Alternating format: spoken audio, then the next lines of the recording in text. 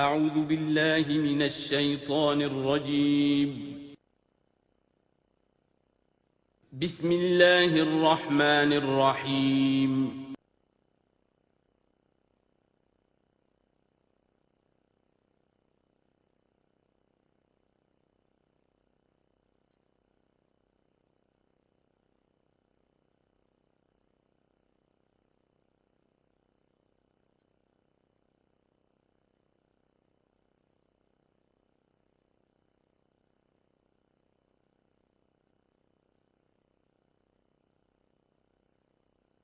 الحمدللہ وکفا والصلاة والسلام علی عباده الذین اصطفیٰ خصوصاً علی افضلہم وخاتم النبیین محمد الامین وعلی آلہ وصحبہ اجمعین اما بعد فاعوذ باللہ من الشیطان الرجیم بسم اللہ الرحمن الرحیم افتطمعون ان يؤمنوا لكم وقد كان فريق منهم يسمعون كلام الله ثم يحرفونه من بعد ما عقلوه وهم يعلمون صدق الله العظيم رب اشرح لي صدري ويسر لي امري واحلل عقدة من لساني يفقهوا قولي اللهم ربنا الهمنا رشدنا واعذنا من شرور انفسنا اللهم ارنا الحق حقا وارزقنا اتباعه وارنا الباطل باطلا وارزقنا اجتنابه اللهم وفقنا لما تحب وترضى اللهم ربنا آنس وحشتنا في قبورنا وارحمنا بالقرآن العظيم اللهم اجعله لنا إماما ونورا وهدى ورحمة اللهم ذكرنا منه ما نسينا وعلمنا منه ما جهلنا وارزقنا تلاوته آناء الليل وآناء النهار واجعله لنا حجة يا رب العالمين آمین۔ اب تک ہم نے سورہ بقرہ کے 8 رکوع اور اس پر مستزاد صرف 3 آیات کا مطالعہ کیا ہے۔ آج میں چاہتا ہوں کہ ہماری رفتار قدرے تیز ہو۔ تو یہ جو سلسلہ مضمون چل رہا ہے خطاب بے امت سابقہ امت مسلمہ بنی اسرائیل، ان کے ساتھ خطاب کا سلسلہ سورہ بقرہ میں 5ویں رکوع سے شروع ہوا اور 15ویں رکوع کے آغاز تک چلے گا۔ یہ 10 رکوع ہے۔ عرض کر چکا ہوں بار بار، اور اس کو میں چاہتا ہوں آپ اچھی طرح ذہن نشین کر لیں کہ اس میں سے پہلا رکوع جو ہے وہ دعوت کا ہے، وہ بہت فیصلہ کن ہے۔ یہی وجہ ہے کہ دیکھیے اس رکوع کا آغاز ہوا یا بنی اسرائیل اذکروا نعمتی التی انعمت علیکم واوفوا بعہدی اوف بعہدکم وایای فارہبون، اور خود بخود ظاہر ہو رہا ہے اسلوب کلام سے کہ اگلے رکوع سے بات کا رنگ بدل گیا ہے۔ یا بنی اسرائیل اذکروا نعمتی التی انعمت علیکم وانی فضلتکم علی العالمین واتقوا یوما لا تجزی نفس عن نفس شیئا ولا يقبل منها شفاعة ولا يؤخذ منها عدل ولا هم ينصرون۔ یہ تہدید کا انداز ہے، دھمکی کا انداز ہے۔ تو میں نے عرض کیا تھا کہ 5واں رکوع اس خطاب میں بمنزلہ فاتحہ ہے، بہت اہم ہے، اور بقیہ جو 9 رکوع ہیں ان میں بریکٹ کا انداز ہے کہ 2 آیتوں سے بریکٹ شروع ہوتی ہے، انہی 2 آیتوں پر بریکٹ ختم ہوگی۔ یہ ملامت کا خطاب ہے، اور ان کے خلاف ایک مفصل فرد قرارداد جرم جو ہے وائد کی گئی ہے، جس کے نتیجے میں وہ اس منصب سے معزول کر دیے گئے جس پر 2000 برس سے فائز تھے، اور ان کی جگہ پر اب امت محمد، نئی امت مسلمہ علی صاحب الصلاۃ والسلام، اب اس کا نصب، اس کی انسٹالیشن اور اس کی انسٹالیشن سیریمنی کے طور پر تحویل قبلہ کا معاملہ۔ یہ ربط کلام اگر سامنے نہ رہے تو انسان کھو جاتا ہے قرآن مجید کی طویل صورتوں کو پڑھتے ہوئے کہ بات کہاں سے چلی تھی، کدھر جا رہی ہے، کیا ربط ہے، کیا تعلق ہے، سیاق کلام کیا ہے۔ اس کو میں اس لیے بار بار، حالانکہ مجھے معلوم ہے کہ وقت کم ہے، لیکن میں اس چیز کو زیادہ اہمیت دے رہا ہوں۔ اب ان 9 رکوعوں کے مضامین میں کچھ تو واقعات ہیں، تم نے یہ کیا، تم نے یہ کیا، تم نے یہ کیا۔ ظاہر بات ہے ترجمہ تو کرنا ہوگا، کچھ مختصر وضاحت بھی کرنی ہوگی، لیکن ان کے تفصیل میں جانے کی ضرورت نہیں ہے۔ لیکن آپ نے دیکھا کہ کچھ واقعات کے بعد پھر کچھ ایسے یونیورسل ٹروتھس بیان ہوئے ہیں، ایسے عظیم حقائق کہ جو ابدی حقائق ہیں، ان کا کسی وقت سے، کسی قوم سے، کسی خاص گروہ سے تعلق نہیں، وہ تو اصول ہیں، سنت اللہ ہم انہیں کہہ سکتے ہیں، یہ اللہ کے جو عام قوانین ہیں، قواعد ہیں اس کائنات میں۔ ایک تو قوانین ہے طبعیہ، فزیکل لاز، ایک مورل لاز ہے کہ جو اس دنیا میں اللہ تعالیٰ کی طرف سے کار فرما ہے۔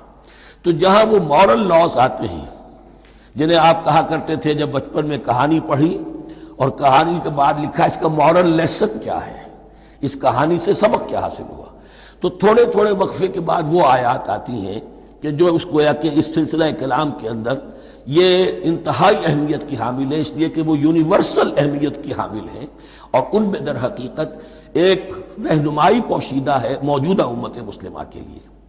مثلا جتنا حصہ ہم اب تک پڑھ چکے ہیں ان میں سے پہلے تو وہ آیت یاد کیجئے وَضُرِبَتْ عَلَيْهِمُ الذِّلَّةُ وَالْمَسْكَنَةُ وَبَاءُوا بِغَضَبٍ مِّنَ اللَّهِ۔ معلوم ہوا کہ ایسا ہو سکتا ہے کہ ایک امت مسلمان ہو، اس پر اللہ کے بڑے فضل ہوئے ہوں، بڑا اکرام ہوا ہو، بہت انعام ہوا ہو، پھر وہ اپنی بے عملی یا بد عملی کے باعث اللہ تعالیٰ کے غضب کی مستحق ہو جائے اور ذلت اور مسکنت اس پر تھوپ دی جائے۔ یہ ایک یونیورسل ٹروتھ وہاں سے نکل آیا کہ ہمیں سوچنا ہوگا، یہ ایک لمحہ فکریہ ہے امت مسلمہ کیا کہ کیا ہم تو کہیں آج اس پوزیشن میں نہیں ہیں۔ حدیث میں آپ کو سنا چکا ہوں لَيَأْتِيَنَّ عَلَىٰ أُمَّتِي مَا أَتَىٰ عَلَىٰ بَنِي إِسْرَائِيلَ حَسْبَ النَّعْلِ بِالنَّعْلِ۔ دوسرا اسی طرح کا یونیورسل ٹروتھ والا مقام تھا آخری جو ہم نے کل پڑھا ہے، ثُمَّ قَسَتْ قُلُوبُكُمْ وَهِيَ كَالْحِجَارَةِ أَوْ أَشَدُّ قَسْوَةً۔ کسی مسلمان امت کا یہ حال بھی ہو سکتا ہے کہ ان کے دل اتنے سخت ہو جائیں کہ سختی میں پتھروں کو اور چٹانوں کو مات دے جائیں۔ یہ بھی ایک کیفیت ہے جو سامنے آئی، حالانکہ قوم وہ ہے انی فضلتکم علی العالمین، از کجا تاب کجا، لیکن یہ حقیقت بھی ہمارے سامنے آئی کہ یہ چیزیں جو ہیں اپنی جگہ پر امکانات میں سے ہیں۔ البتہ یہاں ایک بات میں عرض کر دوں کہ اس قساوت قلبی میں پوری امت برابر مسلط جو ہے مبتلا نہیں ہوا کرتی ہے، اس میں امت کے جو قائدین ہوتے ہیں اور امت مسلمہ کے قائدین اس کے علماء ہوتے ہیں، سب سے زیادہ شدت کے ساتھ یہ خرابی ان میں آتی ہے، اس لیے کہ باقی لوگ تو پیروکار ہیں، پیچھے چلتے ہیں، وہ اعتماد کرتے ہیں کہ یہ ہے اللہ کی کتاب کے پڑھنے والے، یہ ہے تورات کے حامل، یہ جانتے ہیں، وہ ان کے پیچھے پیچھے چل رہے ہوتے ہیں۔ لیکن جو لوگ جان بوجھ کر اللہ کی کتاب میں تحریف کر رہے ہوں انہیں تو پتہ ہے ہم کیا کر رہے ہیں، جو لوگ جان بوجھ کر حق کو پہچان کر اس کا انکار کر رہے ہیں انہیں تو پتہ ہے کہ ہم کیا کر رہے ہیں۔ در حقیقت یہ سزا ان پر آتی ہے۔ یہ بات اب ان آیات میں جو آج ہم پڑھنے چلے ہیں بہت زیادہ واضح ہو جائے گی انشاءاللہ۔ فرمایا افتطمعون ان یؤمنوا لکم، تو اے مسلمانوں کیا تم یہ توقع رکھتے ہو کہ یہ ایمان لے آئیں گے تم پر، تمہاری بات مان لیں گے؟ ظاہر بات ہے مسلمانوں کو توقع تھی کہ مشرکین مکہ تو بہت دور تھے دین سے، توحید سے دور، رسالت کا کوئی تصور ہی نہیں، کتاب کو ان کے پاس تھی ہی نہیں۔ یہ تو یہود ہیں اور ان کے پاس تو کتاب رہی ہے، یہ موسیٰ کے ماننے والے ہیں، یہ توحید کے علم بردار ہیں، یہ آخرت کا بھی اقرار کرتے ہیں، تو انہوں جھٹپٹ مان لینا چاہیے۔ تو جو مسلمانوں کے دل میں، عام مسلمانوں کے دل میں جو حسن ظن تھا، اب در حقیقت یہ اس کو ایڈریس کیا جا رہا ہے افتطمعون ان یؤمنوا لکم، تمہیں بڑی طمع ہے، کوشش ہے، تمہاری خواہش ہے، آرزو ہے، تمنا ہے، توقع ہے کہ یہ بات مان لے گے تمہاری۔ وَقَدْ كَانَ فَرِيقٌ مِّنْهُمْ يَسْمَعُونَ كَلَامَ اللَّهِ ثُمَّ يُحَرِّفُونَهُ مِن بَعْدِ مَا عَقَلُوهُ وَهُمْ يَعْلَمُونَ، جبکہ حال یہ ہے کہ ان میں سے ایک جماعت، ایک گروہ وہ بھی ہے کہ جو اللہ کے کلام کو سن کر پھر اس میں تحریف کرتا رہا ہے، اس کے بعد کہ اس کو سمجھ لیتا تھا اور اچھے جان بوجھ کر تحریف کرتا تھا۔ اب ظاہر بات وہ گروہ کون ہوں گے؟ علماء ہی تو ہیں نا، عام آدمی تو تحریف نہیں کر سکتا تھا، تحریف کرنے والے تو علماء تھے۔ افتؤمنون ان یؤمنوا لکم وقد کان فریق منهم یسمعون کلام اللہ ثم یحرفونہ من بعد ما عقلوہ وهم یعلمون واذا لقوا الذین آمنوا قالوا آمنا۔ اب دیکھیے ایک بات بڑی عجیب سامنے آئے گی کہ جس طرح منافقین مسلمانوں میں تھے ایسے ہی منافقین یہود میں بھی تھے۔ یہود میں سے کچھ لوگ ایسے تھے کہ جن پر حق جب منکشف ہو گیا اور کچھ ان کی صالح فطرت بھی تھی، اب وہ آنا چاہتے تھے اسلام کی طرف، لیکن اپنے خاندان کو، گھر والوں کو، اپنے کاروبار کو، اپنے قبیلے کو چھوڑنا بھی ممکن نہیں تھا، اور قبیلوں کی سرداری جو ہے وہ ان کے علماء یہود کے پاس ہے۔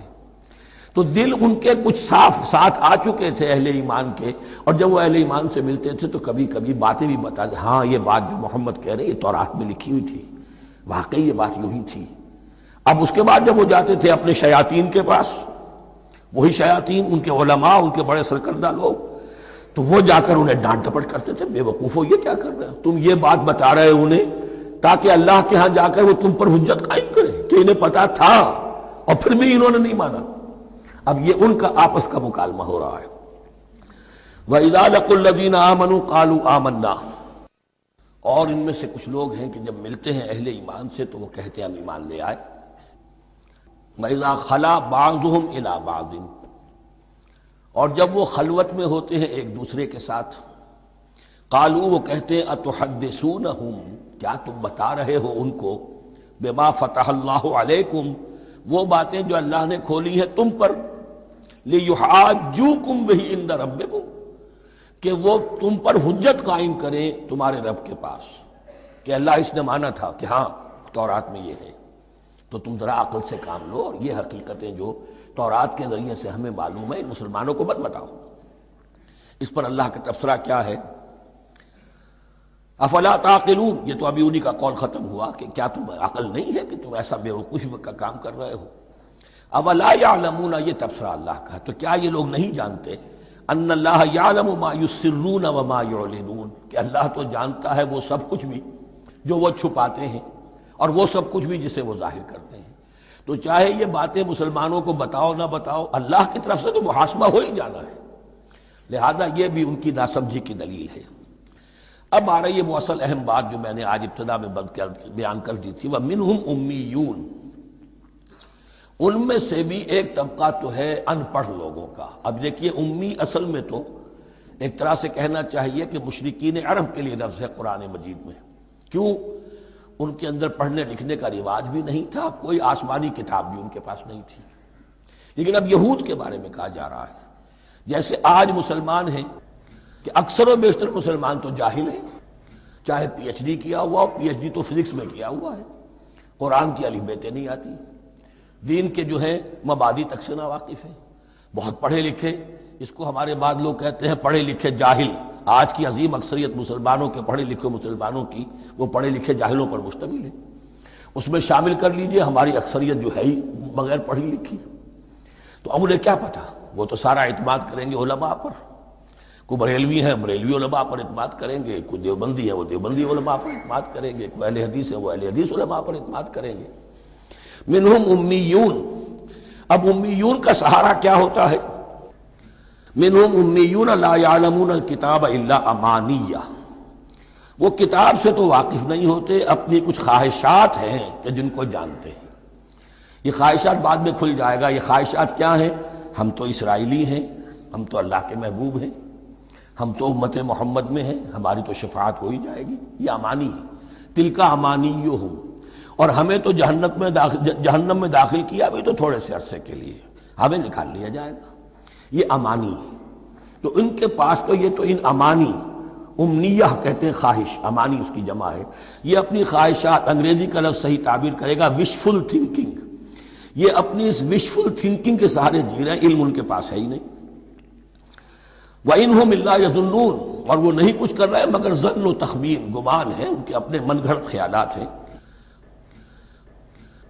فَوَيْلٌ لِّلَّذِينَ يَكْتُبُونَ الْكِتَابَ بِأَيْدِيهِمْ، تو اصل ہلاکت اور بربادی اور ویل کے بارے میں بعض روایات یہ بھی آئی ہیں کہ وہ جہنم کا وہ طبقہ ہے جس سے خود جہنم پناہ مانگتی ہے، سخت ترین۔ تو وہ ویل، وہ تباہی جو ہے ان کے لیے ہے جو کتاب لکھتے ہیں اپنے ہاتھ سے، ثم یقولون ھذا من عند اللہ، اور پھر کہتے ہیں یہ اللہ کی طرف سے ہے، لیشتروا بہ ثمنا قلیلا، تاکہ حاصل کر لیں اس سے کچھ بڑی گھٹیا سی حقیر سی قیمت، یعنی فتویٰ نویسی جس کا معاملہ ہے۔ اب کوئی شخص آیا، اس نے ایک رائے پوچھی، انہوں نے اپنا جو بھی ہے وہ لکھا، کہا یہی دین کا تقاضا ہے، بس یہی علم ہے، یہی اللہ کی بات ہے۔ اب اس میں کتنا کچھ واقعتاً انہوں نے صحیح بات کہی ہے، کتنی ہٹ درمی سے کام لیا ہے، کتنی کسی رشوت کے مبنی کو رائے دی ہے، خود بدلتے نہیں قرآن کو بدل دیتے ہیں، ہوئے کس درجہ فقیہان حرم بے توفیق، تو یہ ان کے علماء کا کردار تھا۔ ثم يقولون هذا من عند الله ليشتروا به ثمنا قليلا فويل لهم مما كتبت ايديهم، تو ہلاکت اور بربادی ہے ان کے لیے اس چیز سے کہ جو ان کے ہاتھوں نے لکھی، وویل لهم مما يكسبون، اور ان کے لیے ہلاکت اور بربادی ہے اس کمائی سے جو وہ کر رہے ہیں۔ یہ سارا دھندا جو ہے فتویٰ فروشی کا اور دین فروشی کا، اس کے لیے تباہی وہ اپنے لیے مول لے رہے ہیں، اس سے کوئی ان کو اللہ تعالیٰ کے ہاں کوئی اجر و ثواب نہیں ملے گا۔ وقالوا، اب یہ آگے امانی، وقالوا لن تمسنا النار الا ایاما معدودہ، وہ کہتے ہیں ہمیں تو آگ چھو ہی نہیں سکتی، ہاں گنتی کے چند دن، صرف یہ کہ دوسروں کی آنکھوں میں دھول جھونکنے کے لیے کہ کوئی اعتراض نہ کر دے، اللہ ہمیں آگ میں پھینکا جا رہا اور ان کو نہیں پھینکا جا رہا، یہ ہم سے بھی بدتر تھے کردار میں، تو شاید ان کا منہ بند کرنے کے لیے چند دن کے لیے ہمیں جہنم میں ڈال دیں گے، پھر فوراً نکال لیں۔ وقالوا لن تمسنا النار الا ایاما معدودہ، اور وہ کہتے ہیں کہ نہیں چھو سکتی ہمیں آگ مگر گنتی کے چند دن۔ قل اتخذتم عند اللہ عہدا، ان سے کہیے کیا تم نے اللہ سے کوئی عہد لے لیا ہے، کوئی قول و قرار ہو گیا ہے؟ فلن یخلف اللہ عہدہ، کہ تمہیں یہ یقین ہے کہ اللہ اپنے عہد کے خلاف نہیں کرے گا؟ ام تقولون علی اللہ ما لا تعلمون، یا تم اللہ کی طرف اس بات کی نسبت کر رہے ہو، تہمت لگا رہے ہو، جڑ رہے ہو یہ بات اللہ پر جو تم نہیں جانتے، جس کے لیے تمہارے پاس کوئی علم نہیں ہے۔ بلا من کسب سیئۃ، اب یہ انتہائی وہ یونیورسل ٹروتھس جو ہیں جو میں نے کہا تھا، ابدی حقائق، اس کی عظیم ترین حقیقت آ رہی ہے، نوٹ کیجئے۔ بلا، کیوں نہیں، من کسب سیئۃ، جس شخص نے جان بوجھ کر ایک گناہ کمایا، لیکن گناہ بڑا، کبائر، صغائر نہیں، سیئۃ، یہ اس کی جو تنکیر ہے وہ ایک کا فائدہ بھی دے رہی ہے اور تفخیم کا بھی۔ جس نے بھی جان بوجھ کر کسبا، ایک گناہ کمایا، فاحاطت بہ خطیئتہ، اور اس کی خطا نے اس کا گھیراؤ کر لیا، یعنی ایک ہی گناہ ہے، سود کھا رہا ہے، باقی نماز ہے، تہجد ہے، یہ ہے وہ ہے، لیکن اس ایک گناہ کی برائی بھی اتنی اس کے گرد جو ہے چھا جائے گی کہ پھر اس کی یہ ساری نیکیاں ختم ہو کر رہ جائیں، ایک گناہ۔ بلا من کسب سیئۃ واحاطت بہ خطیئتہ فاولئک اصحاب النار هم فیہا خالدون، اس میں ہمارے مفسرین نے یہ لکھا ہے کہ اس کی خطا کاری اتنی اس کے اوپر چھا جائے کہ ایمان کا کوئی اثر باقی نہ رہے۔ اور المعاصی برید الکفر، یہ علماء کے ہاں اصول ہے کہ یہ جو گناہ ہوتے ہیں یہ ڈاک ہے کفر کی، ہوتے ہوتے گناہ پر مداومت اگر اس پر چلتا ہے تو اصل میں ہوتے ہوتے ہوتا یہ ہے کہ اسے پتہ بھی نہیں ہوتا، وہ اپنے آپ کو مسلمان سمجھتا ہے، اندر سے ایمان ختم ہو چکا ہوتا ہے۔ دیمک کی طرح جو ہے وہ دروازے کی چوکھٹ جو ہے کھائی گئی، اوپر صرف ایک ونیئر لگا ہوا ہے جو نظر نہیں آ رہا۔ یہ عقل جو ہے اللہ نے دیمک کو بھی دی ہے کہ چھوٹی سی چھپٹی چھوڑ دینا تاکہ دھوکہ کھاتے رہیں لوگ گھر والے، باقی یہ کہ اندر سے کھوکھلا کر دیا۔ اولئک اصحاب النار، یہ آگ والے ہیں، ہم فیہا خالدون، جو اس میں ہمیشہ ہمیشہ رہیں گے۔ یہ ہے قاعدہ کلیہ، قرآن کا قطعی اور ابدی فیصلہ۔ والذین آمنوا وعملوا الصالحات، ہاں اس کے برعکس جو لوگ ایمان لائیں اور نیک عمل کریں۔ اب نیک عمل میں ہر شخص نے اپنا اپنا نظریہ بنا رکھا ہے۔ مراد نیک عمل قرآن مجید کا کیا ہے؟ دین کے سارے تقاضوں کو ادا کرنا، وہ نیک عمل ہوگا۔ آپ نے ایک نیکی لے لی، یتیم خانہ کھول دیا، بڑی فاؤنڈیشن بنا دی، بیواؤں کا انتظام ہو رہا ہے، لیکن کاروبار میں سودی لین دین ہے، جھوٹ ہے، فریب ہے، دھوکہ ہے، سب چل رہا ہے، تو یہ نہیں۔ دین کے تقاضے یہ بھی ہیں کہ دین کو قائم کرنے کی جد و جہد میں لگو، اس کی شرائط پوری کرو۔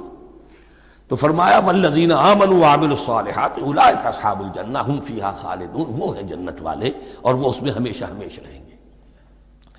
وَإِذْ أَخَذْنَا مِيثَاقَ بَنِي إِسْرَائِيلَ لَا تَعْبُدُونَ إِلَّا اللَّهَ، اور یاد کرو جب کہ ہم نے بنی اسرائیل سے عہد لیا تھا تم نہیں عبادت کرو گے کسی کی سوائے اللہ کے۔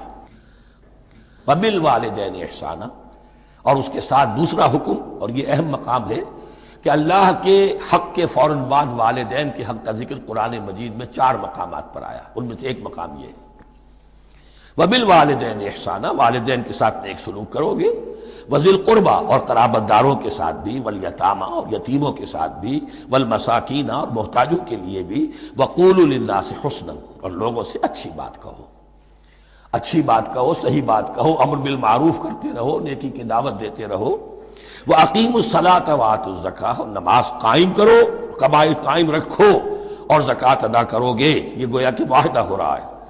ثُمَّ تَوَلَّيْتُمْ پھر دیکھو تم نے اس سے پیٹھ موڑ لی، إِلَّا قَلِيلًا مِّنكُمْ سوائے تم میں سے تھوڑے سے لوگوں کے، وَأَنْتُمْ مُعْرِضُونَ اور تم ہو ہی پھر جانے والے، تمہاری یہ عادت گویا کہ طبیعت ثانیہ ہے۔ اب ایک خاص مثال آ رہی ہے، اس کے بعد پھر ایک بہت بڑا یونیورسل ٹروتھ آئے گا۔ مثال کیا ہے؟ اللہ نے ان سے ایک عہد لیا تھا، وَإِذْ أَخَذْنَا مِيثَاقَكُمْ ہم نے تم سے یہ عہد بھی لیا تھا، لَا تَسْفِكُونَ دِمَاءَكُمْ دیکھو اپنا خون نہیں بہاؤ گے، یعنی آپس میں جنگ نہیں کرو گے، لڑو گے نہیں، تم بنی اسرائیل ایک وحدت بن کر رہو گے، جیسے کہ قرآن مجید میں آیا ہے انما المؤمنون اخوۃ، تم بھائی بھائی ہو، لا تسفکون دماءکم اپنا خون نہیں بہاؤ گے، ولا تخرجون انفسکم من دیارکم اور نہ ہی تم نکالو گے اپنے کچھ لوگوں کو ان کے گھروں سے۔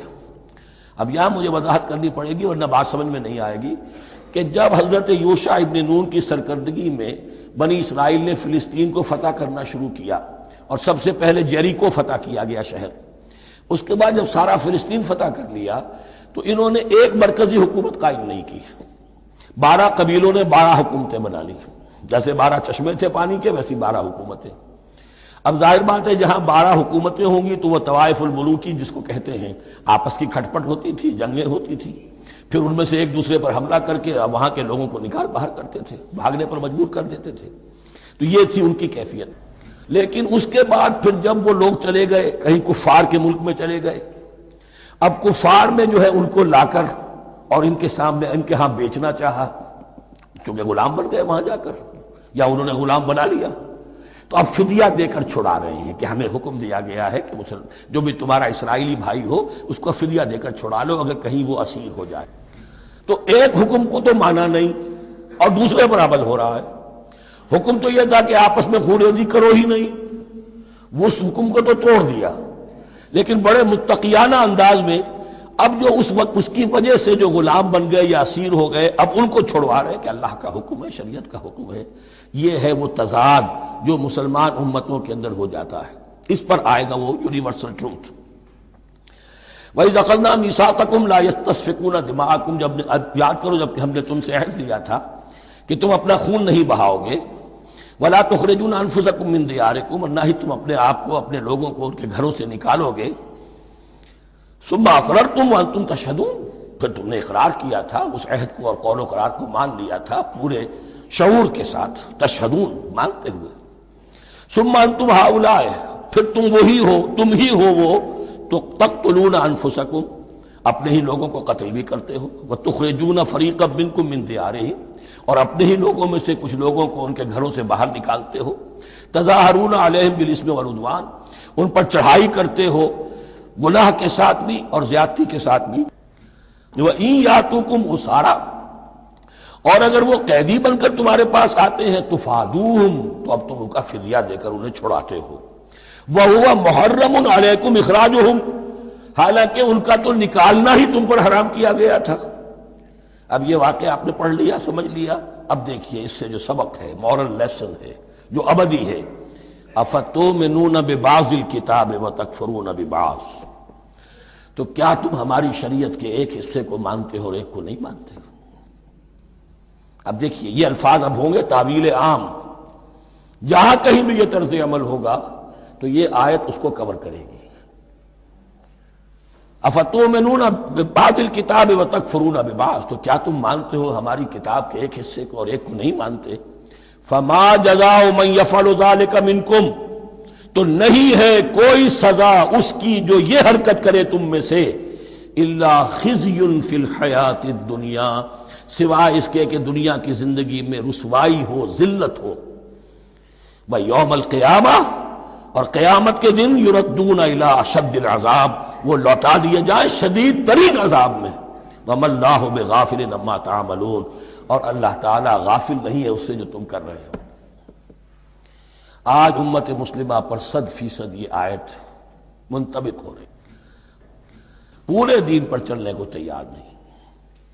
ہر گروہ نے کوئی ایک شے حلال کر لی اپنے لیے۔ ملازم پیشہ طبقہ ہے، رشوت حلال ہے، کیا کرے، اس کے بغیر گزارا نہیں ہوتا۔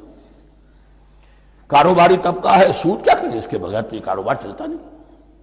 فلاں ہر ایک کے لیے، ہر ایک نے تو نیکی اور بدی کا ایک امتزاج ہے۔ کل دین جب تک وہ نہ ہو تو اس کی سزا یہ ہے خزی فی الحیات دنیا، وہ ہمارے اوپر ہے۔ ضربت علیہم الذلۃ والمسکنہ، وہ خز اور وہ ذلت اور مسکنہ تھوپ دی گئی ہے۔ باقی رہ گیا قیامت کا معاملہ، فیوم القیامت یردون الی اشد العذاب، شدید ترین عذاب میں۔ تو اپنے طرز عمل سے تو ہم اس کے مستحق ہو گئے ہیں، باقی اللہ تعالیٰ کی رحمت جو ہے دستگیری فرما لے اس کا اختیار ہے۔ لیکن دھمکی کا پھر انداز دیکھیے، وَمَا اللَّهُ بِغَافِلٍ عَمَّا تَعْمَلُونَ، اللہ غافل نہیں ہے اس سے جو تم کر رہے ہو۔ ہر سال عمرہ فرما کے آ رہے ہیں، کس رقم سے فرما کر آ رہے ہیں یہ اللہ کو معلوم ہے۔ یہ حلال سے کمائی تھی یا حرام سے؟ رمضان مبارک میں حرم میں پہلی صف میں جگہ ریزرو کرائی ہوئی ہے سیٹھ صاحب نے، اور وہاں کے شرطوں کو بھی رشوتیں دیتے ہیں، اور وہ سمجھتے ہیں کہ ہم تو سارا نہا دھو کر آ گئے، سال بھر جو بھی حرام کمائی کی تھی سب پاک ہو گئی۔ اللہ نا واقف نہیں ہے، اللہ تمہاری داڑھیوں سے دھوکہ نہیں کھائے گا، اللہ تمہارے اماموں سے اور ابا اور قبا سے دھوکہ نہیں کھائے گا۔ He knows you through and through. He sees you through and through. وَمَا اللَّهُ بِغَافِلٍ عَمَّا تَعْمَلُونَ أُولَٰئِكَ الَّذِينَ اشْتَرَوُا الْحَيَاةَ الدُّنْيَا بِالْآخِرَةِ، یہ وہ لوگ ہیں جنہوں نے دنیا کی زندگی اختیار کر لی ہے آخرت کو چھوڑ کر۔ فَلَا يُخَفَّفُ عَنْهُمُ الْعَذَابُ وَلَا هُمْ يُنصَرُونَ، تو اب ان کے لیے نہ تو ان سے عذاب میں تخفیف کی جائے گی اور نہ ان کی کوئی مدد کی جائے گی۔ وَلَقَدْ آتَيْنَا مُوسَى الْكِتَابَ وَقَفَّيْنَا مِن بَعْدِهِ بِالرُّسُلِ، اور ہم نے موسیٰ کو کتاب دی تورات، اور قفینا من بعدہ بالرسل، اور پھر اس کے بعد پے بپے لگاتار ہم رسول بھیجتے رہے۔ ایک بات نوٹ کر لیجئے گا، لفظ رسول اور لفظ نبی میں کچھ فرق ہے، اس وقت تفصیل میں جانے کا موقع نہیں ہے، لیکن یہ تین جوڑے الفاظ کے ایسے ہیں قرآن مجید کی اصطلاحات کے کہ وہ تینوں مترادف کے طور پر بھی استعمال ہو جاتے ہیں اور علیحدہ علیحدہ اپنا مفہوم بھی رکھتے ہیں۔ اور اس کا ایک اصول یہ علماء نے بنایا ہے کہ اذا اجتمع تفرقا وَإِذَا تَفَرَّقَ اجتماع۔ ایک ہے ایمان اور اسلام، اب یہ بھی مسلم مومن ایک ہی شے ہے، لیکن یہ کہ ایک شے تو نہیں ہے، کچھ فرق بھی ہے۔ کہیں جہاں ان دونوں الفاظ کو لایا جائے گا بالمقابل تو فرق نظر آ جائے گا، لیکن عام طور پر مسلم کی جگہ مومن، مومن کی جگہ مسلم استعمال ہو جائے گا۔ call the rose by any name it will smell as sweet۔ اس طرح جہاد اور قتال کا معاملہ ہے، دو الفاظ ہیں، مختلف ہیں، مفہوم جدا بھی ہے لیکن ایک دوسرے کی جگہ آ بھی جائیں گے۔ تیسرے نبی اور رسول، فرق ہے، ہر نبی رسول نہیں ہوتا، ہر رسول نبی ہے، یعنی نبی عام ہے، رسول خاص ہے۔ نبی کو جب کسی خاص قوم کی طرف معین طور پر بھیج دیا جاتا ہے تب وہ رسول ہو جاتا ہے۔ اس سے پہلے اس کی حیثیت ایک ولی اللہ کی ہے، بہت اعلیٰ درجے کا اللہ کا دوست اور ولی جس پر وحی آ رہی ہے۔ عام ولی اللہ میں اور نبی میں فرق یہ ہے، ان پر وحی آتی ہے، ان پر وحی نہیں آتی۔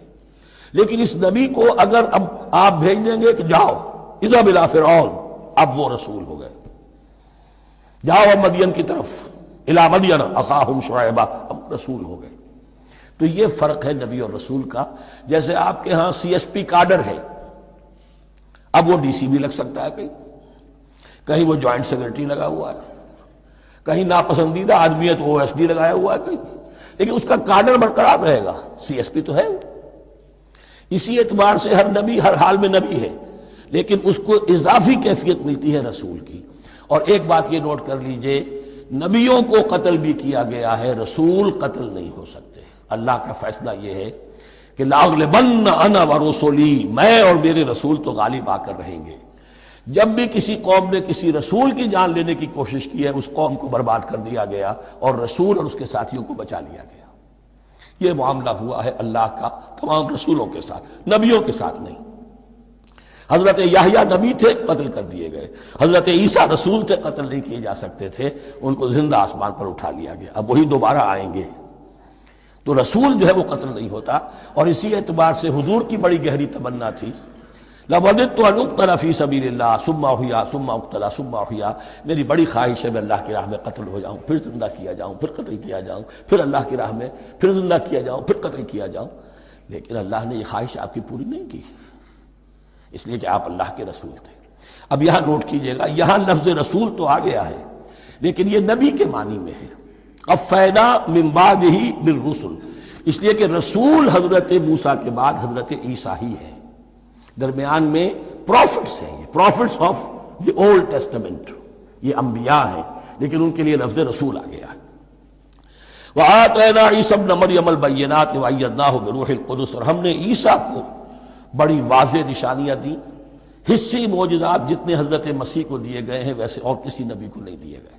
یہ بعد میں تذکرہ آ جائے گا سورہ آل عمران میں. اور ہم نے مدد کی ان کی روح القدس کے ساتھ، حضرت جبرائیل کی خاص تائید انہیں حاصل تھی. ظاہر بات ہے، میں نے عرض کیا ہے کہ جو معجزہ ہوتا ہے وہ کسی نبی کی اپنی طاقت سے اس کا ظہور نہیں ہوتا، رسول کے کسی طاقت سے، یا کرامت کسی ولی اللہ کے اپنے اختیار میں نہیں ہوتی، یہ اللہ کی طرف سے. اور اس کے لیے ظہور جو ہوتا ہے وہ فرشتوں کے ذریعے سے. ایدناہ بروح القدس افکلما جاءکم رسول بما لا تہوی انفسکم. اب یہاں پر تبصرہ ہو رہا ہے، جو بھی کچھ یہود نے کیا حضرت مسیح کے ساتھ وہ چونکہ معلوم ہے اس کا تذکرہ نہیں کیا، صرف اس پر تبصرہ ہو رہا ہے. تو جب بھی کبھی تمہارے پاس کوئی رسول آیا بما لا تہوی انفسکم، وہ چیز لے کر جو تمہارے جیوں کو تمہارے من کو بھائی نہیں، اچھی نہیں لگی، استکبرتم، تم نے استکبار کیا. وہی استکبار جو عزازیل نے کیا تھا اور ابلیس بن گیا. ابا واستکبر. استکبرتم ففریقا کذبتم وفریقا تقتلون. تو کچھ کو تو تم نے صرف ان کی تردید ہی کی اور کچھ کو تم نے قتل بھی کیا. تقتلون تو یہ انبیاء کے قتل ہو سکتا ہے. اور نمبر 2 ایک رائے یہ دی گئی ہے تقتلون جو ہے قتل تم نہیں آیا ہے، یہ فعل مضارع ہے، اور فعل مضارع کے اندر ایک فعل جاری رہتا ہے، ختم نہیں ہوتا. گویا کہ تم قتل کرنے کی کوشش کرتے رہے. بعض لوگوں کی تو جان کے در پہ ہو گئے. وقالوا قلوبنا غلف، اور انہوں نے کہا ہے کہ ہمارے دل تو غلافوں کے اندر بند ہیں.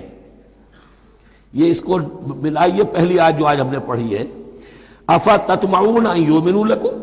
تو اے مسلمانوں کیا تم یہ توقع رکھتے ہو اور چاہتے ہو کہ یہ تمہاری بات مان لیں گے؟ ان کی اس خواہش کے جواب میں جو وہ کہتے تھے وہ یہ قول ہے، وقالوا قلوبنا غلف، ہمارے دل غلافوں میں ہیں، میاں تمہاری بات ہم پر اثر نہیں کر سکتی، جاؤ کسی اور سے بات کرو. آج بھی آپ کو یہ الفاظ سننے کو مل جائیں گے، قلوبنا غلف، ہمارے دل تو غلافوں میں ہیں، بڑے مضبوط ہیں، مستحکم ہیں، تمہاری بات اس میں گھر کر ہی نہیں سکتی. بل لعنہم اللہ بکفرہم، یہ ہے تبصرہ.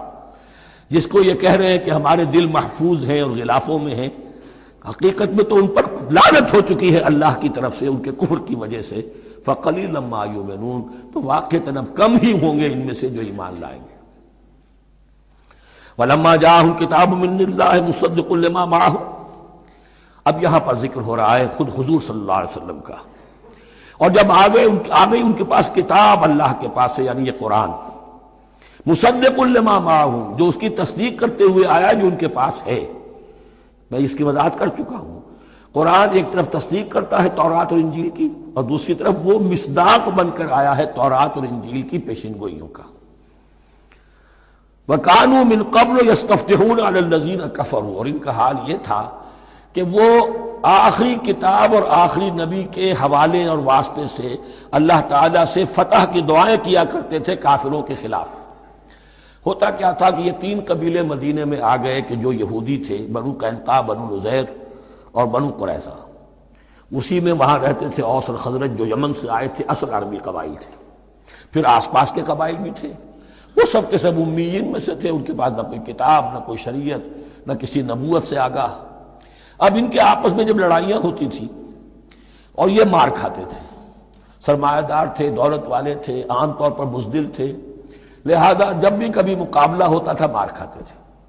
تو وہاں یہ کہا کرتے تھے کہ ابھی تو تم ہمیں مار لیتے ہو، دبا لیتے ہو، نبی آخری زمان کی آنے کا وقت آ چکا ہے، وہ نئی کتاب لے کر آئیں گے، جب وہ آئیں گے ہم ان کے ساتھ ہو کر جب تم سے جنگ کریں گے تو تم ہمیں شکست نہیں دے سکو گے، ہمیں فتح حاصل ہوگی.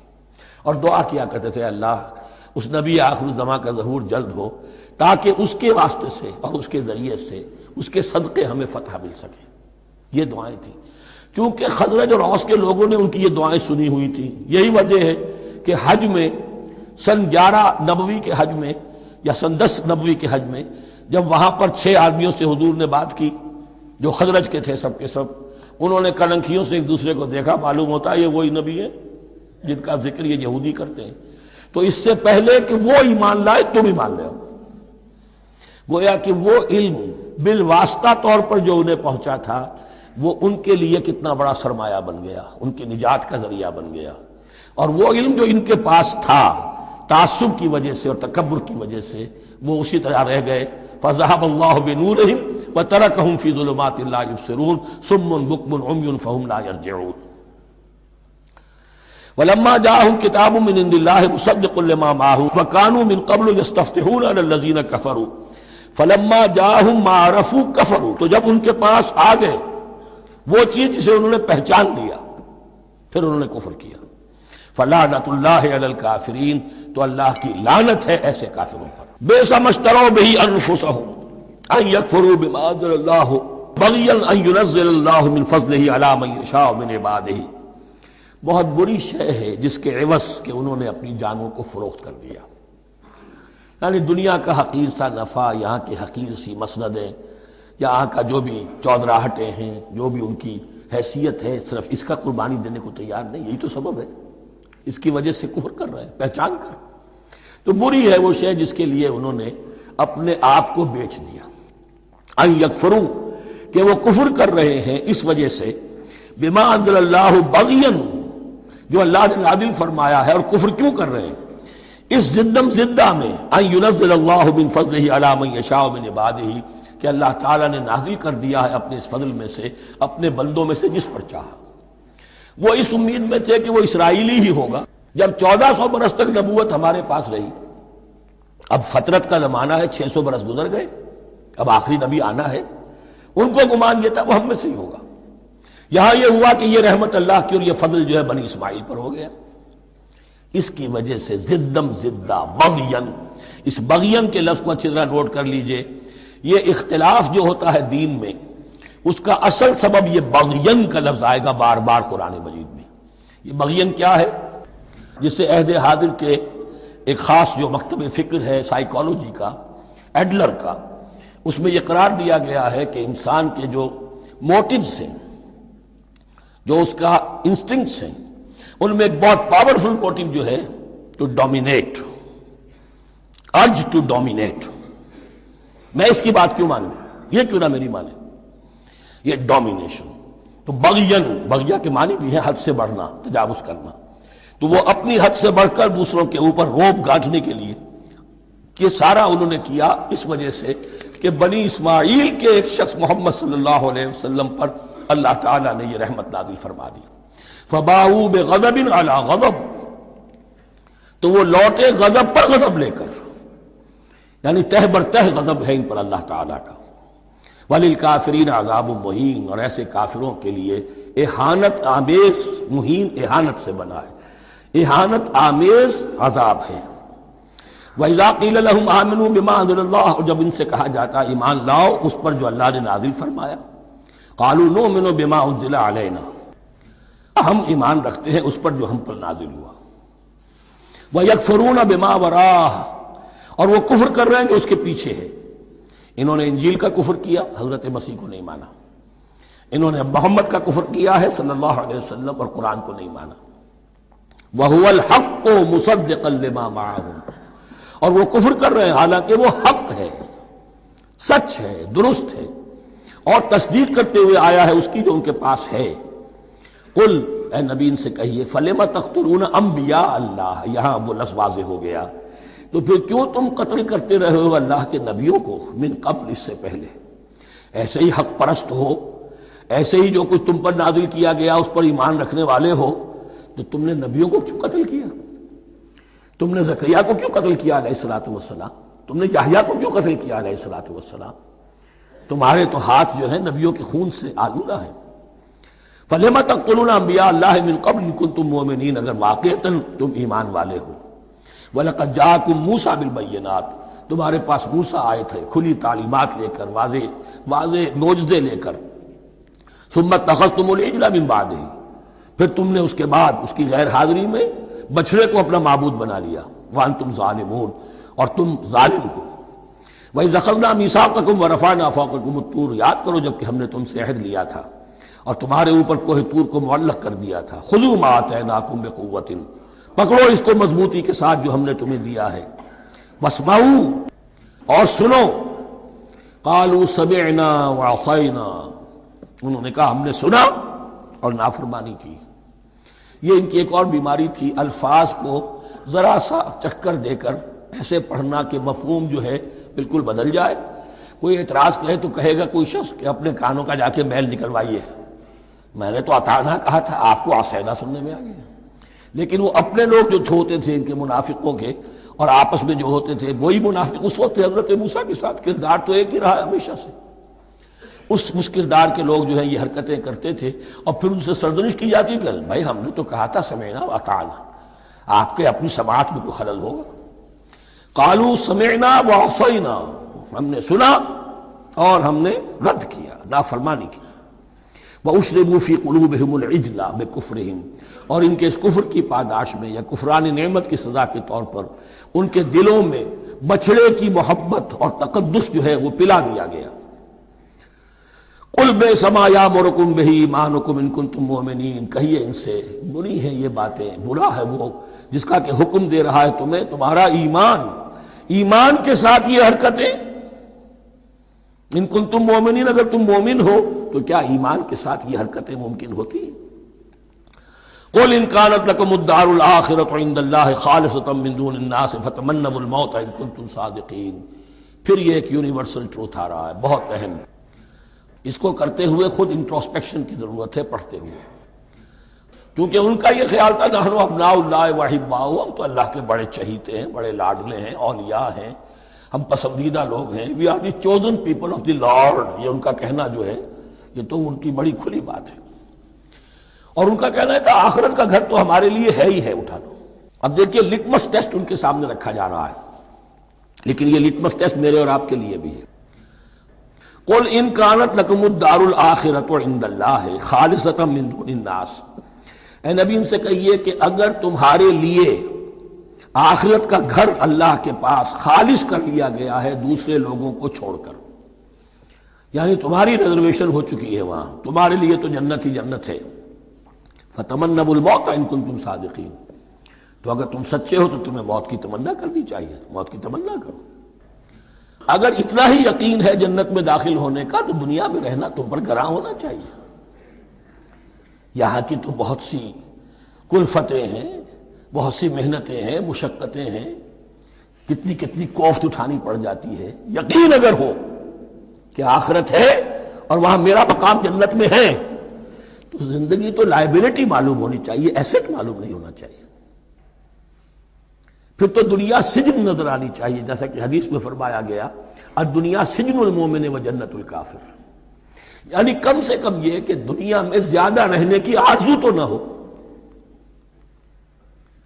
یہ کم سے کم ہے. آخرت پر ایمان، اور اگر اپنا معاملہ اللہ کے ساتھ خلوص پر ہے، دھوکے بازی پہ نہیں ہے. بل الانسان علی نفسہ بصیرہ، ہر انسان کو معلوم ہے میں کہاں کھڑا ہوں. آپ کا دل آپ کو بتا دے گا آپ اللہ کے ساتھ دھوکے بازی کر رہے ہیں یا آپ کا معاملہ اللہ کے ساتھ خلوص و اخلاص پر مبنی ہے. اگر یقین ہے کہ خلوص و اخلاص پر ہے تو پھر تو یہ ہے کہ زندگی ایسٹ نہیں لائبلٹی، اور دنیا باغ نہیں قید خانہ نظر آنا چاہیے. اور اس میں انسان رہتا ہے ایک مجبوراً، اللہ نے بھیجا ہے رہنا ہے، جو اس کی طرف سے ذمہ داریاں عائد کی گئی ہیں وہ ادا کرنی ہے. لیکن یہاں رہنے کی خواہش یہ اگر ہے تو یا تو آخرت پر ایمان نہیں یا اپنا اللہ کے ساتھ معاملہ خلوص اور اخلاص پر مبنی نہیں. دس از دی لٹمس ٹیسٹ. فتمنوا الموت ان کنتم صادقین ولن یتمنوہ ابدا، اور یہ ہرگز نہیں کریں گے تمنا اس کی موت کی. بما قدمت ایدیہم، بسبب ان کرتوتوں کے جو ان کے ہاتھوں نے آگے بھیجے ہوئے ہیں۔ ہر شخص کو معلوم ہے میں نے کیا کمائی کی ہے، کیا بھیجی ہے۔ واللہ علیم بالظالمین، اور اللہ ان ظالموں سے بخوبی واقف ہے۔ وَلَتَجِدَنَّهُمْ أَحْرَصَ النَّاسِ عَلَىٰ حَيَاةٍ، اور تم انہیں دیکھو گے اس دنیا کی زندگی پر تمام انسانوں سے بڑھ کر حریص ہیں۔ وَمِنَ الَّذِينَ أَشْرَكُوا، یہاں تک کہ مشرکوں سے زیادہ حریص ہے۔ اور یہ بات صحیح ہے، اہل ایمان کے ساتھ مقابلہ مشرکین نے کیا، کھل کر میدان میں آ کر کیا، ڈٹ کر کیا، اپنی جانیں اپنے باطل معبودوں کے لیے قربان کی۔ یہودی نہیں لڑ سکے، من ورائے جدر، فصیلوں کے پیچھے سے اور ادھر سے، لیکن سامنے آ کر مقابلہ نہیں کر سکے، اس لیے کہ انہیں جانیں بہت عزیز تھی۔ وَلَتَجِدَنَّهُمْ أَحْرَصَ النَّاسِ عَلَىٰ حَيَاةٍ وَمِنَ الَّذِينَ أَشْرَكُوا، حتیٰ یہ کہ مشرکین سے بھی زیادہ یہ دنیا کی زندگی کے حریص ہیں۔ یود احدہم لو یعمر الف سنہ، ان میں سے ہر ایک کی یہ خواہش ہے کہ کسی طرح اس کی عمر 1000 برس ہو جائے۔ وما ہوا بمزحزحہ من العذاب ان یعمر، اور اگر ان کو معمر کر بھی دیا جائے، طویل زندگی دے بھی دی جائے، تو عذاب سے تو چھٹکارا نہیں ملے گا، آخرت تو بالآخر تو آنی ہے۔ واللہ بصیر بما یعملون، اور اللہ دیکھ رہا ہے جو کچھ کہ وہ کر رہے ہیں۔ قل من کان عدوا لجبریل فانہ نزلہ علی قلبک، اب جیسا کہ میں نے عرض کیا کہ ان کا خیال یہ تھا کہ آخری نبوت کا وقت تو قریب ہے، ہوگا وہ کوئی اسرائیلی، ہوگا ہم میں سے۔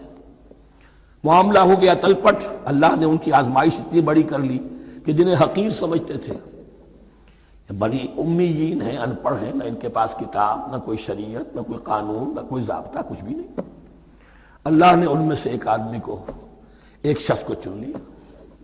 لہذا ان کے لیے اب ان کے اندر دشمنی پیدا ہوئی، کس سے؟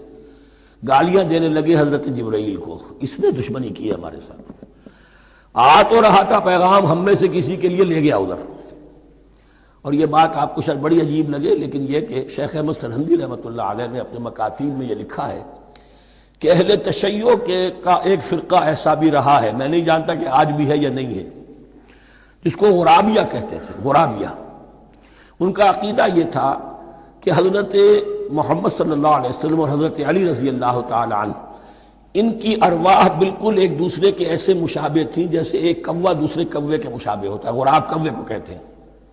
تو جبریل دھوکہ کھا گئے، وہ وہی اللہ نے بھیجی تھی علی کے لیے، لے گئے محمد کے پاس صلی اللہ علیہ وسلم۔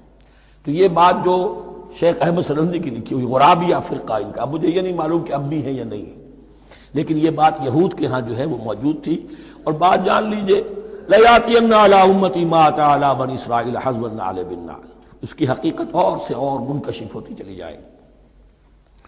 تو اب یہاں فرمایا قُلْ مَنْ كَانَ عَدُوًّا لِجِبْرِيلَ، اے نبی کہہ دیجئے جو کوئی بھی دشمن ہو گیا ہو جبرائیل کا، فَإِنَّهُ نَزَّلَهُ عَلَىٰ قَلْبِكَ بِإِذْنِ اللَّهِ، تو اس نے تو نازل کیا ہے اس قرآن کو آپ کے دل پر اللہ کے حکم سے، جبرائیل کا اپنا اختیار تو نہیں تھا۔ مصدقا لما بین یدیہ، اور یہ تصدیق کرتے ہوئے آیا ہے اس کی جو اس کے سامنے موجود ہے، وہدی وبشریٰ للمؤمنین، اور ہدایت اور بشارت ہے اہل ایمان کے لیے۔ اور اس کے بعد اب فرمایا جا رہا ہے کہ اللہ اور اس کے رسول اور اس کے ملائکہ یہ ایک آرگینک ہول ہیں، یہ ایک جماعت ہے، ان میں کوئی رکھنا نہیں ہو سکتا، ان میں کوئی اختلاف نہیں ہو سکتا۔ اگر کوئی جبریل کا دشمن ہے تو وہ اللہ کا دشمن ہے، اگر کوئی اللہ کے سچے رسول کا دشمن ہے تو وہ اللہ کا دشمن ہے، جبریل کا بھی دشمن ہے۔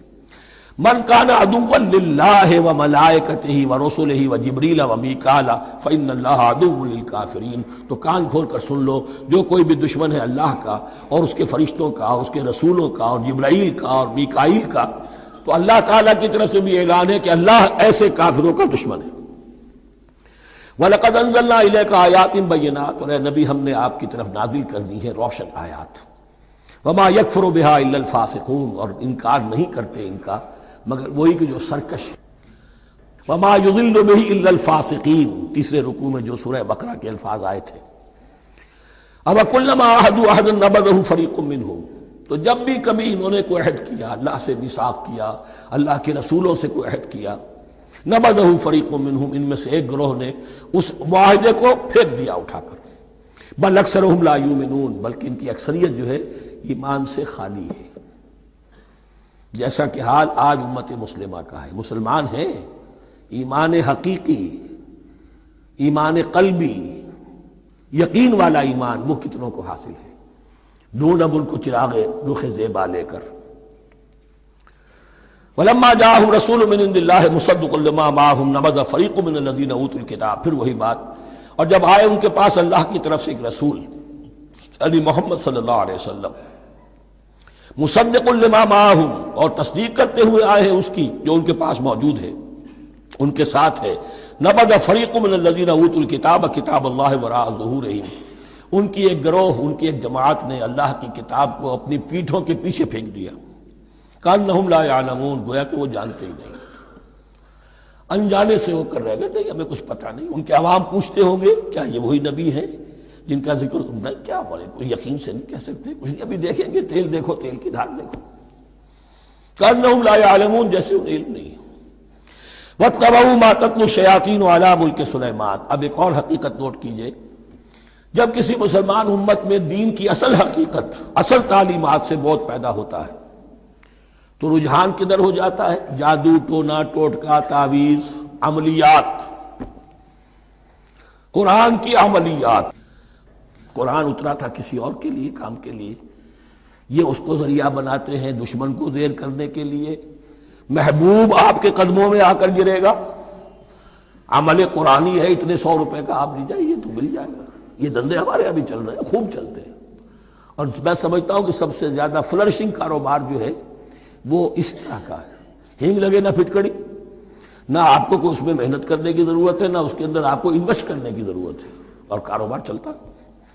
تو وہاں بھی کیا ہوا، وَاتَّبَعُوا، جب دین کی اصل حقیقت کو دور پھینک دیا، انہوں نے پیروی کی اس کی، مَا تَتْلُو الشَّيَاطِينُ عَلَىٰ مُلْكِ سلیمان، جو شیاطین جن جو تھے، عَلَىٰ مُلْكِ سلیمان سے مراد ہے عَلَىٰ عہد ملک سلیمان، حضرت سلیمان کے زمانے میں چونکہ اللہ تعالیٰ نے ان جنات کو حضرت سلیمان کے تابع کر دیا تھا، تو وہاں پر چونکہ ان کا اب جو ہے کوئی میل جول زیادہ تھا لوگوں کے ساتھ، تو وہ انہیں کچھ اس قسم کی چیزیں سکھاتے رہتے تھے، گویا کہ اندر سے تخریب کاری۔ وَاتَّبَعُوا مَا تَتْلُو الشَّيَاطِينُ عَلَىٰ مُلْكِ سُلَيْمَانَ وَمَا كَفَرَ سُلَيْمَانُ وَلَٰكِنَّ الشَّيَاطِينَ كَفَرُوا، اور سن لو، سلیمان نے کبھی کفر نہیں کیا، بلکہ یہ شیاطین تھے کہ جو کفر کرتے تھے۔ جادو کفر ہے، لیکن آپ کو نقش سلیمانی آج تک بھی لفظ ملے گا، نقش سلیمانی۔ آج بھی مسلمان بھی ان چیزوں کو حضرت سلیمان کی طرف منسوب کر رہے ہیں، وہ ظلم اب بھی جاری ہے۔ وَمَا كَفَرَ سُلَيْمَانُ وَلَٰكِنَّ الشَّيَاطِينَ كَفَرُوا يُعَلِّمُونَ النَّاسَ السِّحْرَ، وہ لوگوں کو جادو سکھاتے تھے۔ وَمَا أُنزِلَ عَلَى الْمَلَكَيْنِ بِبَابِلَ هَارُوتَ وَمَارُوتَ، اور جو کچھ نازل کیا گیا 2 فرشتوں پر، ہاروت اور ماروت پر، بابل میں۔ بابل یہ ہے پرانا عراق، بیبلونیا۔ نبوکدنضر بھی بیبلونیا کا بادشاہ تھا، نمرود بھی بیبلونیا کا بادشاہ تھا۔ عراق کے بادشاہوں کا لقب ہی تھا نمرود، نماردہ اس کی جمع ہے۔ تو حضرت سلیمان کی حکومت جب تھی تو وہاں پر یہ لوگ جنات جو ہیں وہ اس قسم کی تخریب کاری کر رہے تھے، تو اللہ تعالیٰ نے آخری آزمائش کے لیے 2 فرشتوں کو زمین پر اتارا، اور وہ انسانی شکل میں لوگوں کو جادو سکھاتے تھے، بتاتے بھی جاتے تھے دیکھو جادو کفر ہے، ہم سے مت سیکھو، لیکن اس کے باوجود لوگ سیکھتے تھے، تو گویا کہ ان پر اتمام حجت ہو گیا کہ اب ان کے اندر خباثت جو ہے پوری طریقے سے گھر کر چکی ہے۔ وَمَا يُعَلِّمَانِ مِنْ أَحَدٍ، اور وہ نہیں سکھاتے تھے کسی کو بھی، حَتَّىٰ يَقُولَا إِنَّمَا نَحْنُ فِتْنَةٌ فَلَا تَكْفُرْ، یہاں تک کہ وہ کہہ دیتے تھے کہ دیکھو ہم تمہاری آزمائش کے لیے بھیجے گئے ہیں، ہم فتنہ ہیں، تو تم کفر مت کرو۔ فَيَتَعَلَّمُونَ مِنْهُمَا مَا يُفَرِّقُونَ بِهِ بَيْنَ الْمَرْءِ وَزَوْجِهِ، تو وہ سیکھتے تھے ان دونوں سے وہ شے کہ جس کے ذریعے سے تفریق کر سکے ایک شخص اور اس کی بیوی کے درمیان، تفرقہ ڈالنا گھروں کے اندر، فساد۔ اب بھی یہ عورتوں کے اندر یہ کام بڑی تیزی کے ساتھ چلتے ہیں، تعویذ اور دھاگے اور معلوم کیا کوئی گنڈے چلتے ہیں۔ وَمَا هُمْ بِضَارِّينَ بِهِ مِنْ أَحَدٍ، اور نہیں تھے وہ ضرر پہنچانے والے کسی کو کچھ بھی، إِلَّا بِإِذْنِ اللَّهِ۔ ایمان کا تقاضا یہ ہے کہ چاہے کوئی دوا ہو وہ بھی بِإِذْنِ رب کام کرے گی، ورنہ نہیں۔ کوئی اور اسباب طبیعیہ ہیں، ان کے بھی اثرات ظاہر ہوں گے اگر اللہ چاہے گا، اس کے بغیر کچھ نہیں ہو سکتا۔ جادو کا بھی اثر ہوگا تو اللہ کے اذن سے ہوگا۔ تو بندہ مومن کو ڈٹے رہنا چاہیے اور مقابلہ کرنا چاہیے۔ وما هم بضارین بہ من احد الا باذن اللہ ویتعلمون ما یضرهم ولا ينفعهم، اور وہ سیکھتے تھے ان سے وہ چیزیں جو ان کے لیے مضرت بخش تھی، ضرر پہنچانے والی، اور انہیں نفع نہیں پہنچاتی تھی۔ وَلَقَدْ عَلِمُوا لَمَنِ اشْتَرَاهُ مَا لَهُ فِي الْآخِرَةِ مِنْ خَلَاقٍ، حالانکہ یہ بات ان کے علم میں آ چکی تھی کہ جس نے بھی اس چیز کو حاصل کیا، جادو سیکھا، اس کا پھر آخرت میں کوئی حصہ نہیں ہے۔ وَلَبِئْسَ مَا شَرَوْا بِهِ أَنفُسَهُمْ، اور بری تھی وہ چیز جس کے لیے انہوں نے اپنے آپ کو فروخت کر دیا۔ لَوْ كَانُوا يَعْلَمُونَ، کاش کہ انہیں علم ہوتا۔ وَلَوْ أَنَّهُمْ آمَنُوا وَاتَّقَوْا، اور اگر وہ ایمان رکھتے اور تقوی کی روش اختیار کرتے، لَمَثُوبَةٌ مِّنْ عِندِ اللَّهِ خَيْرٌ، تو بدلہ پاتے اللہ کی طرف سے بہت ہی اچھا، بہت خیر۔ لَوْ كَانُوا يَعْلَمُونَ، کاش کہ ان کو معلوم ہوتا۔ یا ایھا الذین آمنوا لا تقولوا رائنا وقولوا انظرنا واسمعوا، اب ایک اور مثال ان کی، وہ تو تھے منافقین بنی اسرائیل جن کا ذکر ہوا، سمعنا وعصینا۔ اب یہاں یہ منافقین جو یہاں پر مسلمانوں میں شامل ہو گئے تھے، یہود کے زیر اثر لوگ، اور آ گئے مسلمانوں میں بھی، اب ان کا معاملہ کیا تھا؟ جب حضور صلی اللہ علیہ وسلم کی محفل میں بیٹھتے تھے تو جیسے ہوتا ہے، آپ نے کوئی بات فرمائی تو اگر فرض کیجئے کہ ادھر کے لوگوں نے نہیں سنی، بات سمجھ میں نہیں آئی، تو وہ ان سے درخواست کرتے تھے رعاینا، حضور ذرا ہماری رعایت کیجئے، بات کو دوبارہ دہرا دیجئے، ہماری سمجھ میں نہیں آیا۔ اب اس کا وہ کیا کرتے تھے یہودی، یا یہ ان کے یہودیوں کے زیر اثر منافقین، رعاینا، اے ہمارے چرواہے، گویا کہ دل میں خوش ہو رہے ہیں، خباثت نفس اس کو غذا مل رہی ہے، ہم نے تو رعاینا کہہ دیا۔ کسی نے اگر ٹوک دیا، بابا میں نے رعاینا کہا تھا، معلوم ہوتا آپ کی سماعت میں کوئی خلل پیدا ہو چکا ہے، یہ انداز۔ تو مسلمانوں سے کہا جا رہا ہے، یہ واحد آیت ہے اس پورے سلسلے میں جس میں خطاب یا ایھا الذین آمنوا سے ہے، لیکن اصل میں روح سخن اب بھی بنی اسرائیل کی شرارت ہے۔ یا ایھا الذین آمنوا لا تقولوا رعاینا وقولوا انظرنا واسمعوا، دیکھو تم اس لفظ ہی کو چھوڑ دو، اہل ایمان تم مت کہا کرو رعاینا، تم کہا کرو انظرنا، اے نبی ہماری طرف توجہ فرمائیے، یا ہمیں مہلت دیجیے۔ نظر کے دونوں معنی ہیں، دیکھنا، ہمیں دیکھیے، اور انتظار بھی اسی سے بنا ہے، ذرا سی مہلت دیجیے۔ واسمعوا، اور دوسرے یہ کہ توجہ سے سنا کرو تاکہ دوبارہ پوچھنے کی ضرورت ہی پیش نہ آئے۔ وللکافرین عذاب علیم، اور ان کافروں کے لیے تو دردناک عذاب ہے۔